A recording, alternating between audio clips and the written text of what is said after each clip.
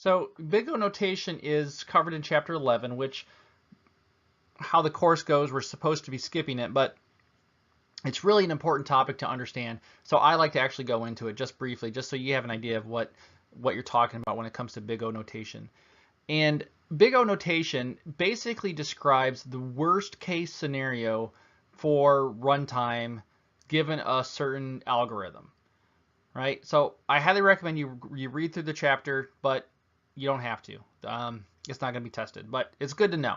So big O notation is measured in the number of computations. It's not measured in actual time, because the amount of time it takes to run something can depend greatly on the type of system that you're working on. I mean, how fast is your processor? Is it optimized? So on and so forth. So it's basically just a number of calculations, right?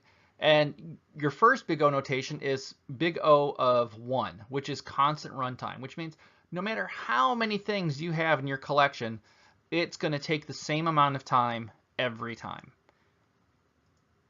The next, and this goes up in the amount of time complexity, right? So as we go up this curve right here, things are going to take longer and longer. So the next one in line is log n, right? So as we increase n, the amount of time that it takes us, we're still increasing, but it's not as much as the amount that we're increasing, right? So it's less than linear. So if we look at the next one, and that's linear, right? So for every item that we add to our array, we're going to get a corresponding increase in time that is in line with the number that we're increasing. Okay, and then of course we have exponential. So we have, as n goes up, we are squaring it. So we have a parabola shape right here, right? And then we have, this is really exponential, 2 to the n. This is going to go up super fast. So I mean, if you think about this, what's 2 to the 4, right, is 16. Well, 2 to the 5 is 32. 2 to the 6 is 64, so on and so forth. And so the amount of time it takes is going up tremendously.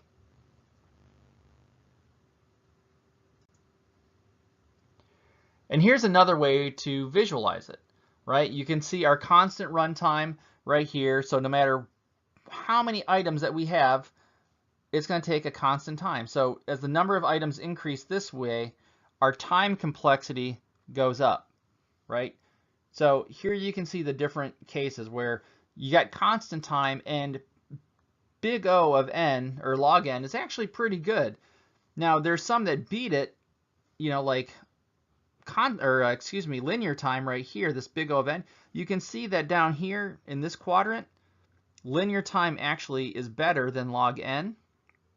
But once you cross this threshold, log n is actually better. And when we look at these, we're really not paying all that much attention to down here, because this is generally considered a trivial amount of items. Where this really comes into play is when, our input, or our n, is equal to, 1,000 or 1,000,000. I think that's the right amount of zeros. Nope, one more. Right? So that's where this time complexity matters, is when we're running algorithms on things that have lots and lots and lots of items. We don't care if the thing has 5 items, right? It doesn't matter whether it's n to the n, right? Because 5 to the n is still a big number, but when it comes to calculations, it's really not. So this is what big O complexity is all about. So let's take a look at some example codes of the different scenarios, right? So what is big O of 1, right? Well, that's a constant time complexity. So in this case, no matter how many things we have in this list, which don't worry about this notation right here. Okay, we'll get into that later. But just think of this as a collection of things. Think of it like an array, right? If we are always returning this first element, no matter how big elements is, it's always going to take the same amount of time to return the first thing, right? It's constant time. So what about log n, right? What about the logarithm of n? So here's a binary search algorithm. And basically, as the number of items in n goes up, it's going to take less and less time in addition to what we've already done to search through them. Okay, and we'll take a look at this this search algorithm. It's pretty interesting, but keep in mind that this only works for a sorted array, right? You can only do a binary search on a sorted array. So if you had to include the search algorithm, then it wouldn't be log n, it'd be something else, but that's outside the scope. All right, here is a linear example, right? So for each item in this, again, we have this list of things, right? And we're passing in this value. We are looking to see if it has this thing, right? This is a sequential search. So for each item, for each element in elements, we are going to return true if it has it. So again, remember, big O is the worst case scenario. So we have to make the assumption that if we have 100 things, it's not going to return the item until it gets to the last item in the array. It has to search through the entire array.